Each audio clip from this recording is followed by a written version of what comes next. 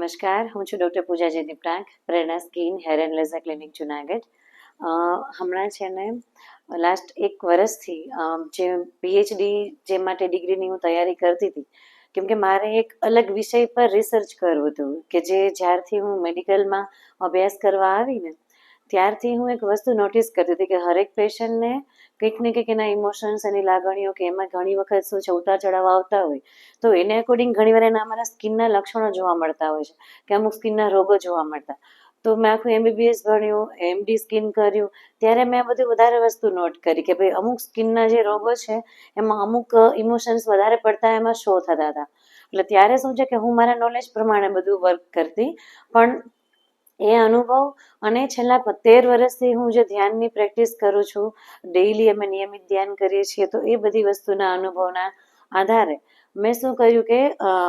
Generally આપણા બોડીમાં જે હિલિંગ સેન્ટર કહીએ ને, એનર્જી સેન્ટર એટલે ઉર્જા કેન્દ્ર, એને આયુર્વેદની ભાષામાં ચક્રો કહેવાય, કે જે 7 ઉર્જા કેન્દ્રો હોય આપણા શરીરમાં, એના રિલેટેડ ધીમે ધીમે જેમ અભ્યાસમાં ગહન ઉતરતી ગઈ ત્યારે મને ખ્યાલ પડ્યો કે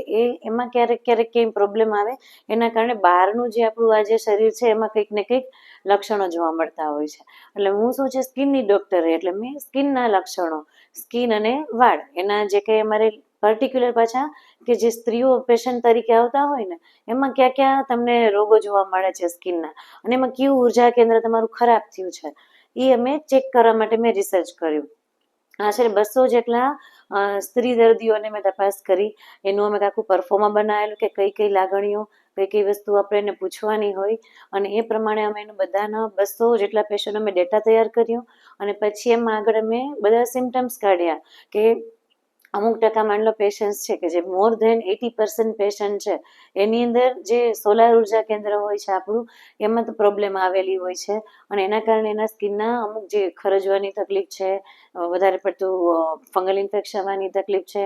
કે બીજા અમારા ચામડીના જે સ્ત્રીઓને લગતા વાળ ઉતરવાની તકલીફ છે, હોર્મોન ઇમ્બેલેન્સની તકલીફ છે, એ બધું એના કારણે જોવા મળતું હતું. તો આ મારો પર્ટિક્યુલર શું હતું કે જે હું વિચારતી હતી, અનુભવતી હતી, એને મેં એક